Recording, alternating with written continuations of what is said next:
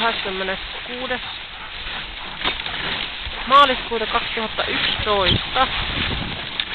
Ollaan matkalla Kinkelin autiotuvalle yöretkellä. Täällä Kinkelin harjuilla ollaan menossa. Järjestä menee Fenix Netta keskellä Lillan ja Kiki ja takaparissa on Missi ja Mikla. Pakkastaa semmonen 6 astetta ja kello on varmaan semmonen topuli 7 illan. Miki on kyytissä ja Juo on mennyt edeltä viemään tavaraa. Ihan mahtavaa ajoa.